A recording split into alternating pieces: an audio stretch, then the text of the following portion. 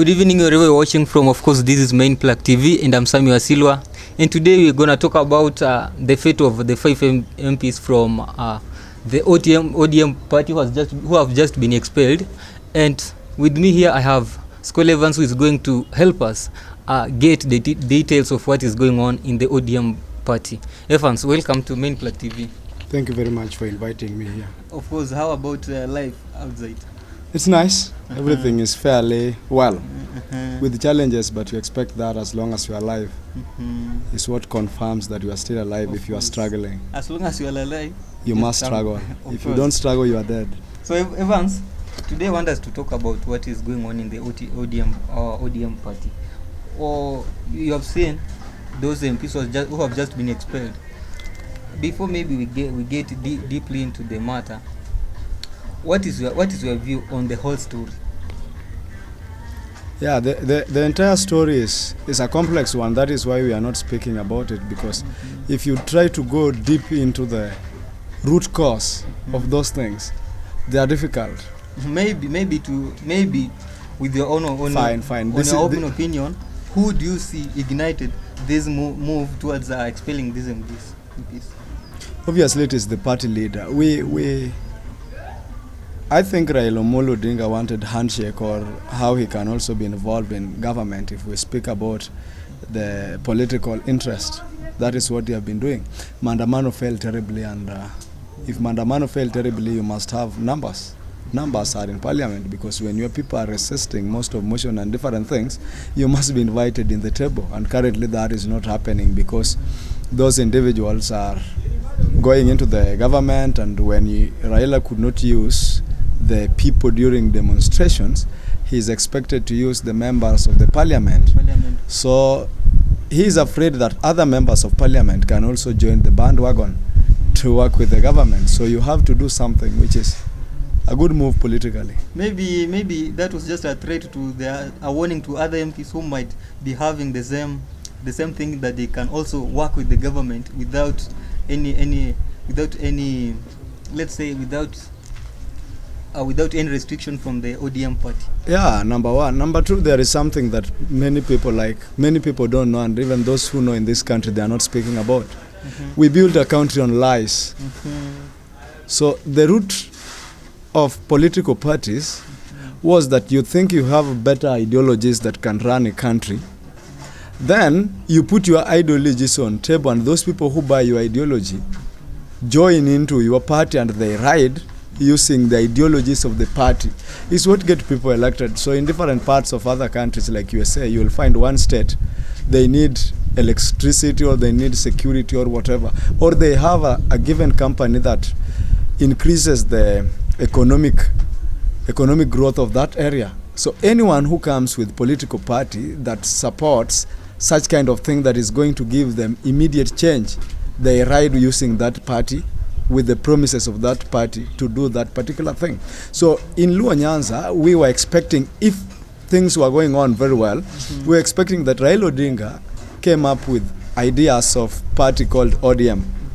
And because perhaps he comes from Nyanza, he understands problems of people of Nyanza, Lake Victoria, different industry and such kind of things. So many people who are going to buy the ideologies of the party will be given the party ticket, and the people knows that these people are going to solve our problem. So it's when they are elected using the manifesto and the belief of those people.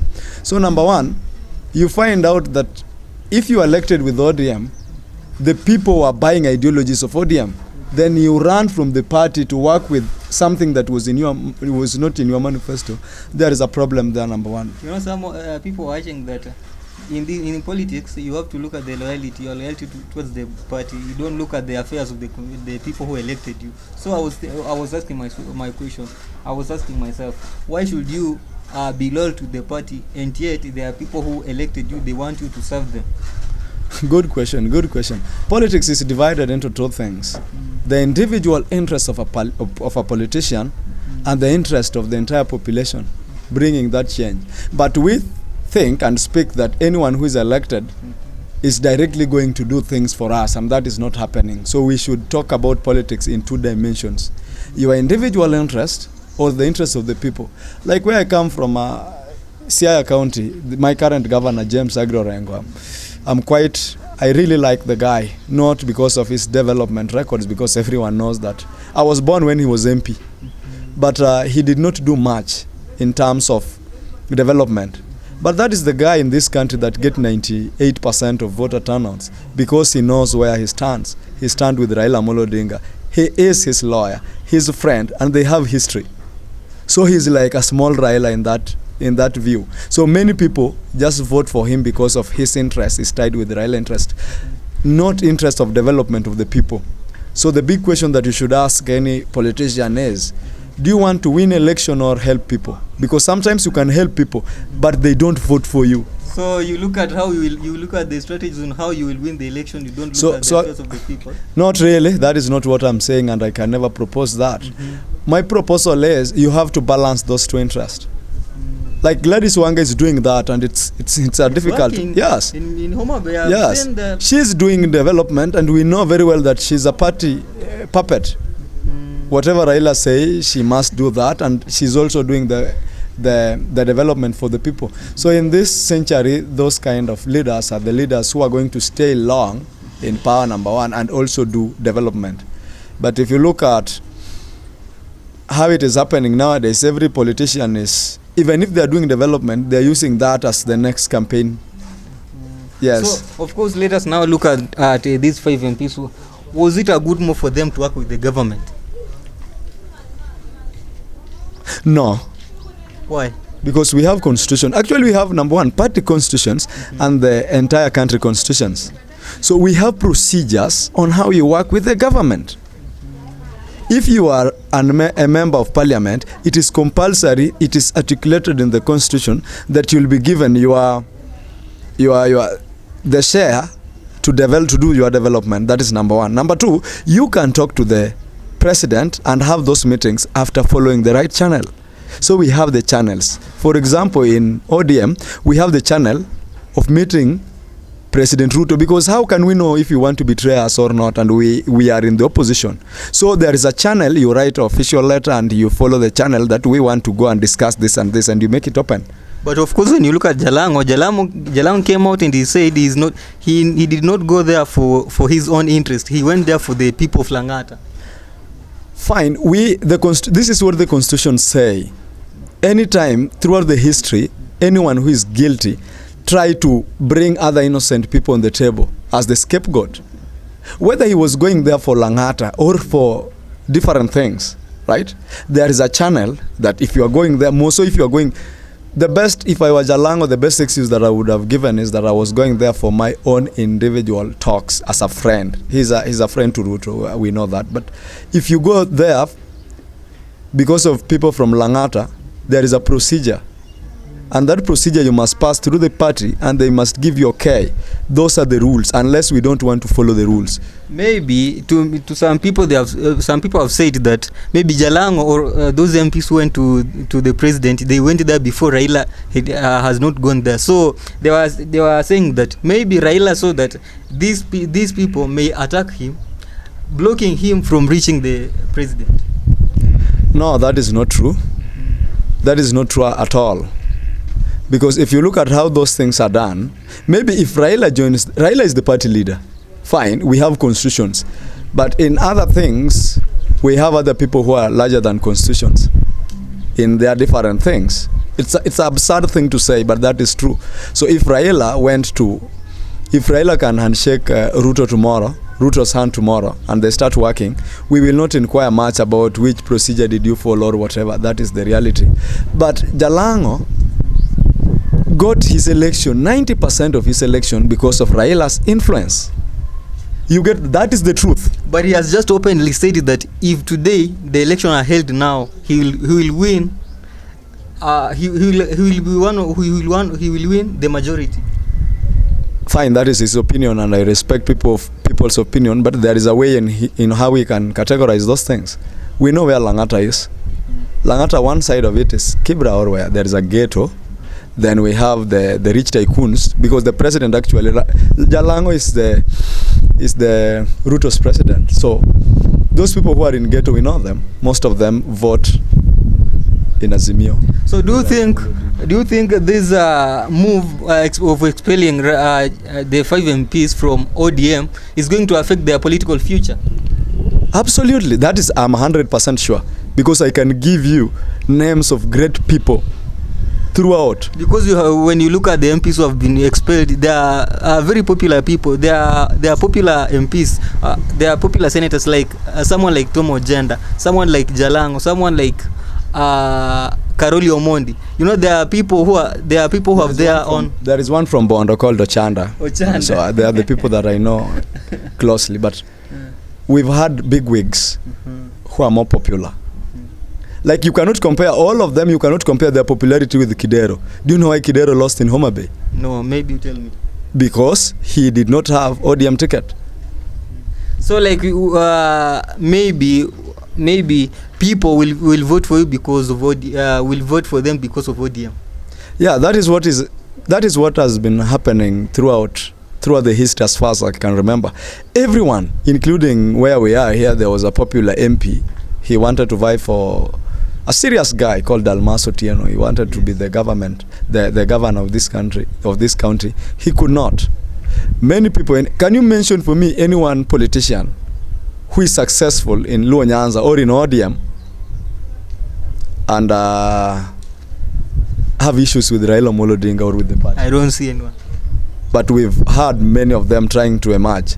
One of them is Obado. Obado had his issues with Raila Odinga. That is why you are seeing his career in limbo. Like, you can mention anyone. But do you think that is right? That's right for people to vote for someone because of his political affiliation? No, but most of those people rose to power because of Raila's influence. So Raila picks a number of them from nowhere, carry up your hand, then people love you automatically. But of course we should have diverse ideas, because when you say you must follow what Raila tells you, you know, sometimes you have also your own opinion. So sometimes when they try to bring up maybe their opinion, they are curtailed. They are saying that you should not now say this and that. You see? So this is what happens in politics. We have the bigwigs. They have the minds of the people. They have the influence. They have the charisma. So Raila falls in that category. Whether it's a good thing or a bad thing is a subject of discussions. But for now, we know one thing for sure, that he has got influence. He gives you influence and he expects your absolute loyalty. If that is not happening, whether you have your own different ideas, like, we need to educate people so that people understand these things. Like, I don't vote orange throughout ODM. I'm in ODM party, but I don't vote for everyone that Raila wants or the entire party.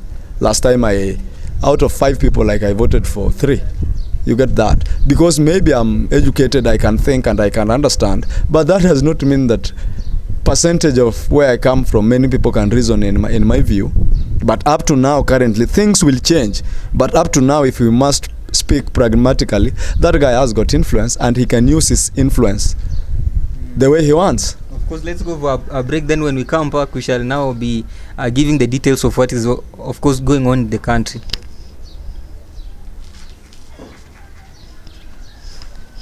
With their party should go back to by-election. These are just individuals who want to eat their cake and have it too.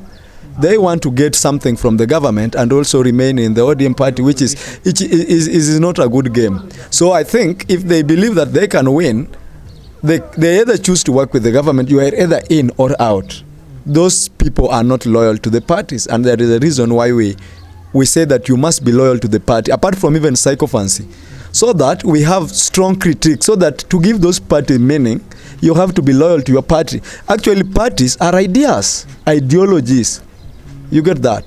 So all those individuals, I read the letter, they were expelled from ODM party. Others also were given an opportunity, were fined and different things. There are things that I cannot judge, because ODM has different leaders in different capacities, including disciplinary. So their final decision is the final decision. What I should be commenting about is just, as a patriot, what is happening in this country. Is it good? No, it is wrong. If you decide to work with the party which is not yours, that you are never voted for, the best thing that we do, that is in the constitution, is to go for by-election, because other people know that when you work closely with the government, there are benefits that you are also having. So other MPs are not also comfortable with that, because these people are out of the line. Whether it is for the good of people or whatever, I don't care, but I respect constitution. Yeah. And if today, or in your own opinion, if today the elections were held now, if the seats were declared vacant and then they are told to go back to the nomination and they win the nomination, then they vie, or maybe they vie independently, do you think they will now clinch the seats? They cannot. I'm 100% sure. Why then? I know. Why didn't they go independent or use another party? Like, we know very well that majority of the people that won the elections in this area were with ODM. That was before. Nowadays people are bitter with Mandamano. Man, many people from these areas died during that thing. There is some hatred still. We have many wounds that have not been healed, and you are with them, and they are going to rallies and they are talking bad about Raila Amolo Odinga. There is something special about Raila Amolo Odinga with the Luos. So if you look at Elisha, I know him because of ODM. That is what gave him name. The same to Caroli, the same to Ochanda, comes from Bondo. Of course. Even I'm sure that he's not free at home up today. We've had different issues. Even Jalang'o himself cannot win. Majority of the people that supported Jalang'o were Luos. Jalang'o actually rose to power because of his Luo accent during dramas. And you spoke about Caroli Omondi. I don't like comedians going into power. They are using their influence from one area to come and win. Even most journalists nowadays are going into politics. And those are two different things. You can be famous in one area. Now you want to use your number, the fame that you have, to make you a good leader. Like, no, things don't work that way. They're just people that have special interest in this. Maybe they'll be sympathized by the electorate. And I don't want any leader to be sympathized with. So that's a wrong view of those things. I want someone who qualifies. So you go to him if you know that he can help you. Not sympathizing that Jalang'o came from grass to... That does not actually count how he's going to perform. And even if he's performing well, kudos to him. But now, is he doing what is right in the constitution, number one? Even if he's doing that, will that sustain his political stability or political continuity? Will he get another term? Those are different things. Of course, now keeping that aside, let us now look at the Ruto's government. How do you see the Ruto's government? No, I don't think if it will do much in this country. I have the reasons. I was born when Moi was the president. The difference between me and many people is that I'm a keen observer of my environment. So I remember a few things through history, how Moi ruled, and Kibaki, and Uhuru Kenyatta and Moi. Now we can focus on Kibaki. When you are a big boy, at least you saw Kibaki. The reason why Kibaki is celebrated to be one of the most performing presidents in Kenya is the choice of his cabinet secretaries. You get that? Because many people have criticized Ruto that he has taken ministers from his own community a lot. We can take Ruto as a politician and put him aside and use his cabinet secretaries, because for you to perform, it's only the general that get credit. Kibaki did not do much, but because of the choices that he made, now he'll get the credit. So he did a mistake, Ruto, of choosing the rewarding political loyalties. Political animals are never good at doing their job. But of course, they worked for him, so he has to reward. Yeah, you've asked me a question on my view if he will transform this country. Yes. And I'm giving you the reason why I doubt. Most of Kibaki's ministers, actually most of them, declined that calling because they were not in politics. Someone who is just an engineer doing his things, they are not interested in public fame or leadership or whatever. Those are the people that were being plucked from their areas of expertise and were given to be the cabinet secretaries or permanent secretaries and such kind of things. But now if you look at Ruto, like I knew all those people from, they are politicians. They are purely politicians. Whether Ruto is a great president or not, That is another question. But now I can critique the choice that he made. He was rewarding people. Like we have the minister of, the guy in charge of education. He's called Mr. Ezekiel Machogu. These are like I don't know him much, but in my personal opinion, we have many professors. We are speaking about Mr., not even doctor. The guy is. Of course. Now later, maybe may I get your view on his public sentiments when he goes to a public in public rallies talking about mambo ni matatu. Do you see his position as a president? Is he the person who can now say some sort of things like those ones, like mambo ni matatu, and he's the president who is now the symbol of national unity? Let me tell you one thing. Even if Ruto is going to vie in 2027, even if they do handshake with Raila Amolo Odinga, I cannot support him. Why then? Man, I've read everything that I can put my hands on about truth. If we don't give meaning to our words, like how can we have communications? The guy is lying openly. And the guy is not ashamed, like everything that he's saying that is going to pass, unless you are the only visitor in Jerusalem, you know that whatever he's saying, he's not doing. And as a leader, you should not give such kind of sentiments.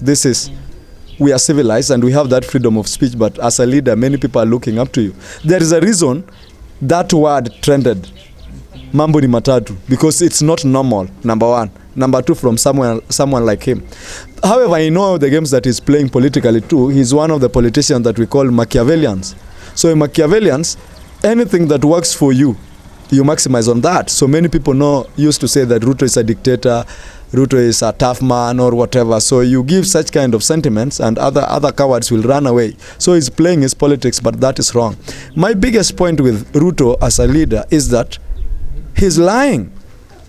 And even if you check keenly during his manifesto, he used a number of lies. He brought actually class war, something that has cost people lives, many people of them. Hustler narratives and whatever. Nowadays, he's not speaking much about hustler. About the bottom-up economy. Yes. And by this period, in the 1 year time, I want to do this electric thing, the guy is lying. Anyone who is lying cannot be my friend, because when we all lie, we stop giving words meaning. When words do not have meaning, we cannot communicate. So everything will be a joke. That is why in this country, nearly everything is a joke. But we have seen him being recognized by the international community that is one of the presidents who is now working, who is now against the Western communities. Like he's against anything that is brought about by the Western people.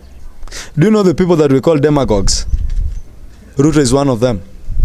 They sharpen their speaking skills to achieve given agenda. Even in this school, you'll see that most of the candidates that I support, the first thing that I have to do to you is that I have to tell you how to speak. Because if the guy can now speak very well, it's when you can give him narratives. That does not mean that he's a good man. So he's just eloquent. So you mean that there are people behind him who are now giving him the ideas? I'm certain about that, or his own agenda, or he was just born that he is eloquent. I've watched all those speeches and he speaks nice and he's courageous. Speaking sometimes does not mean that you mean those things. Fine, we can talk about the West complaining about him. When the West came here to talk about LGBTQ, what did he do? He was against it. Really? Was it signed in this country or it was not? I think it was signed. And who has the power to ensure that that is signed? So he agreed about the matters LGBTQ and it was signed, right? Yes. That is number one. Number two, we have more pressing issues other than climate change. Do you know why he's using... The other time we hosted the climate change here.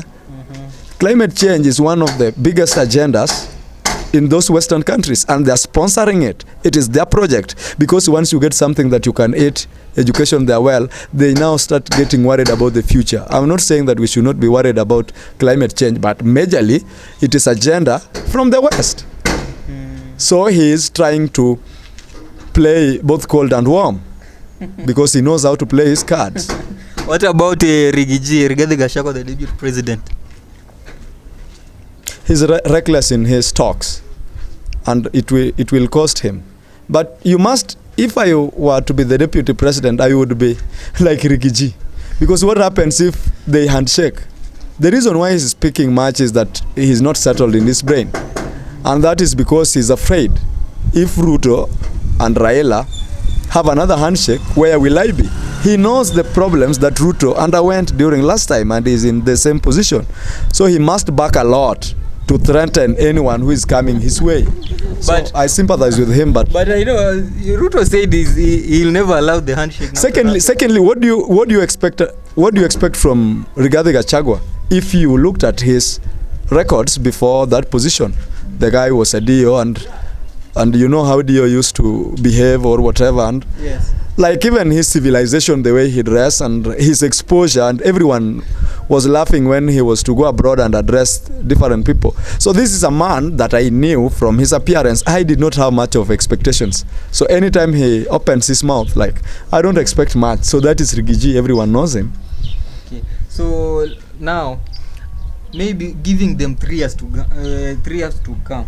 What should we expect as Kenya in 3 years to come in Ruto's government and Rigiji? Should there be any change, or we shall just remain where we are? Number one, I think we should lower our expectations. Everything constant, they cannot perform, because this is the year that they should be performing, and next year, the following year, politicians start campaigning, so they do something in return of the other. So theft will be massive there. That is what people do in this country. People are stealing, people who are appointed are stealing to go back and run for various positions because they are uncertain who will be the president if they'll be given opportunity. You know, I say that because there is one PLO Lumumba who is someone whom you know and you respect him. Because PLO Lumumba said we should not now start criticizing the government. We should give them maybe 3 years to come, then we question them. You said you are going to perform, you have not performed. But for now, we should just let them do their work. I disagree with the good professor. For those 3 years, many people would have suffered. We cannot wait for 3 years. People are suffering. Then if they don't give you answers, they go to their respective areas with a lot of money. Answers are not important. What is important here is service delivery. And anytime you look at a man who cannot perform, you must question from day one. Because we know these individuals. There is no need of giving them time. Maybe this pressure can make Ruto to choose another cabinet that can work. So do you see the future? Do you see Rigathi Gachagua becoming the now? So do you see Rigathi Gachagua succeeding William Samoei Ruto after he has gone? Yeah, because this is the reason. Moses Kuria has been speaking not so nice things, but he's one of the popular leaders in Mount Kenya. 2 things, actually 3 things, makes someone a president. Number 1, numbers. He's a Kikuyu. They are leading by far. Number 2, money. He's currently the deputy president. Where Ruto got his money, he can get them any day, any time. You get that? Then another one is the winning coalition. He will take another large community, then they form a coalition, then they consolidate individuals, then he wins. This country, we are not civilized enough to sieve our leaders. So anyone that those things favors will win. I don't think if I'll vote for him, because I'm not comfortable with his level of civilizations. But speaking truth, he has got everything to make him the president. He's a Kikuyu. Of course, that is your opinion, and I would like to thank you for turning up for the interview, and I'm very grateful that you came. I am very grateful, and I thank you for getting my call and coming to our interview. So personally, I would like to say that anyone who is there, make sure you subscribe to our channel, make sure you comment and you like and you share for more updates. I've been Samuel Silva.